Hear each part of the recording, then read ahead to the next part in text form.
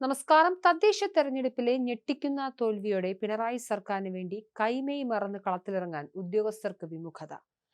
പിണറായി 3.0 സർക്കാരിന് വേണ്ടി പദ്ധതികൾ അണിയറയിൽ ആവിഷ്കരിച്ച് അത് സർക്കാർ ഉദ്യോഗസ്ഥരുടെയും ഇടത് പ്രവർത്തകർ വഴി നടപ്പിലാക്കാൻ വലിയ പദ്ധതികൾ തയ്യാറാക്കിയെങ്കിലും തദ്ദേശത്തിലെ ഞെട്ടിക്കുന്ന തോൽവിയോടെ ഇതെല്ലാം അവതാളത്തിലാവുന്ന സ്ഥിതിയാണ്. മുൻ ചീഫ് സെക്രട്ടറി KM എബ്രഹാമിനെ മുന്നിൽ നിർത്തിയാണ് പദ്ധതികൾ തയ്യാറാക്കിയത്.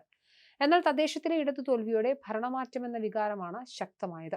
ഇതോടെ ഫലത്തിൽ അയ്യപ്പകോപം ഉദ്യോഗസ്ഥരും തിരിച്ചറിഞ്ഞ പോലെയാണ്. ഭരണം മാറിയാലും സേഫ് ആകാനുള്ള മുൻകരുതലിലാണ് ഉദ്യോഗസ്ഥർ. ജനുവരി, ഫെബ്രുവരി, മാർച്ച് മാസങ്ങളിൽ സംസ്ഥാനത്ത് 80 ലക്ഷം വീടുകളിൽ ഇടതുപക്ഷ ആഭിമുഖ്യമുള്ള ഉദ്യോഗസ്ഥരെയും അതുപോലെ LDF പ്രവർത്തകരെയും സംയുക്തമായി അയച്ച് സംസ്ഥാന സർക്കാരിന്റെ പ്രവർത്തന നേട്ടങ്ങൾ എത്തിക്കുക എന്നതായിരുന്നു നീക്കം. ഇതിന്റെ ഏകോപനം ചീഫ് സെക്രട്ടറി ജയതിലകിനായിരുന്നു. ഒക്ടോബർ, നവംബർ മാസങ്ങളിൽ 5 രാജ്യങ്ങളിൽ മുഖ്യമന്ത്രി നടത്തിയ സന്ദർശനത്തിൽ ഓരോ മണിക്കൂറിലും ജയതിലകും ഒപ്പമുണ്ടായിരുന്നു. മാത്രമല്ല, നോർക്കയുടെ ഡാറ്റാബേസ് ഉപയോഗിച്ചുകൊണ്ട് വിദേശ രാജ്യങ്ങളിലെ ലോക കേരള സഭയിലൂടെ പരിചയപ്പെട്ട എല്ലാ പ്രമാണിമാരിൽ നിന്നും മാർക്സിസ്റ്റ് പാർട്ടിയുടെ തെരഞ്ഞെടുപ്പ് പ്രവർത്തനങ്ങൾക്ക് ആവശ്യമായ ഫണ്ട് അതിന്റെ പ്രവർത്തനവും നടക്കുന്നതായി ഫണ്ട് ശേഖരണത്തിന്റെ പ്രവർത്തനവും നടക്കുന്നതുമായി ആരോപണമുണ്ട്.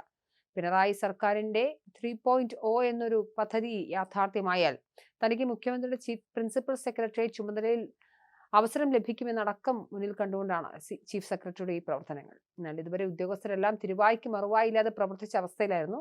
സ്വതന്ത്ര അഭിപ്രായം പറയുന്നതിന് IAS ഉദ്യോഗസ്ഥർക്ക് പൂർണ്ണമായ വിലക്കാണ് ഏർപ്പെടുത്തിയത്. മുഖ്യമന്ത്രിക്ക് വേണ്ടി പണിയെടുക്കുന്ന ഒരു ഡസനോളം വിരമിച്ച IAS ഉദ്യോഗസ്ഥരുടെ കയ്യിലാണ് ഭരണത്തിന്റെ കടിഞ്ഞാൻ. ഇതിൽ നേതൃത്വം നൽകുന്നത് 1982 ബാച്ചിലെ വിരമിച്ച IAS ഉദ്യോഗസ്ഥൻ KM എബ്രഹാമാണ്.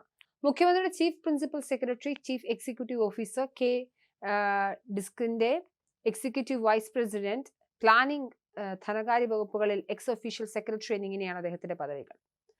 സർക്കാരിലെ ഖജനാവിന്റെ പൂർണ്ണ നിയന്ത്രണവും എബ്രഹാമിനാണെന്ന് പറഞ്ഞാലും അത്ഭുതമില്ല. മൂന്നാം സർക്കാർ രൂപീകരണത്തിനുള്ള സർക്കാരിനുള്ളിലെ പ്രവർത്തനങ്ങളുടെ മുഴുവൻ ഏകോപനവും എബ്രഹാമാണ് നിർവഹിച്ചു പോരുന്നത്. ഇതിനായി 40 കോടി രൂപ ചെലവിൽ CM കോൾ സെന്റർ എന്ന പേരിൽ പൗരന്മാരെ നേരിട്ട് വിളിച്ച് സർക്കാരിന്റെ വികസന പ്രവർത്തനങ്ങൾ അറിയിക്കുന്നതിനുള്ള ആർട്ടിഫിഷ്യൽ ഇന്റലിജൻസ് നയിക്കുന്ന സംവിധാനം ഉപയോഗിച്ചുകൊണ്ട് എബ്രഹാം സജ്ജമാക്കിയിട്ടുണ്ട്.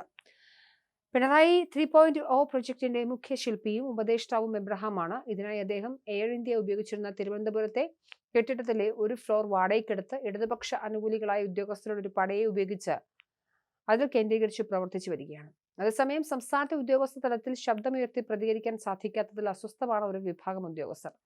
2021 ഫെബ്രുവരിയിൽ നടപ്പിലാക്കിയ ശമ്പള പരിഷ്കരണത്തിന്റെ ഗുണങ്ങൾ കഴിഞ്ഞ 4 വർഷം കൊണ്ടും ജീവനക്കാർക്ക് പൂർണ്ണമായി നൽകാനായിട്ടില്ല.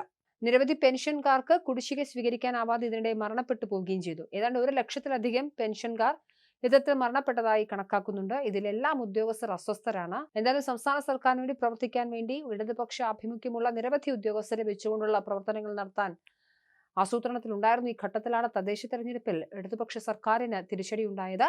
ഈ ഘട്ടത്തിൽ ഭരണമാറ്റം എന്നൊരു രീതിയിലേക്ക് കാര്യങ്ങൾ മാറിമറയുന്ന ഘട്ടത്തിൽ ഉദ്യോഗസ്ഥരെല്ലാം ഈ പിണറായി 3.0ക്ക് വേണ്ടി പ്രവർത്തിച്ച അടക്കമുള്ള ഉദ്യോഗസ്ഥർ മനസ്സുമാറി ചിന്തിക്കുന്നതായാണ് റിപ്പോർട്ടുകൾ.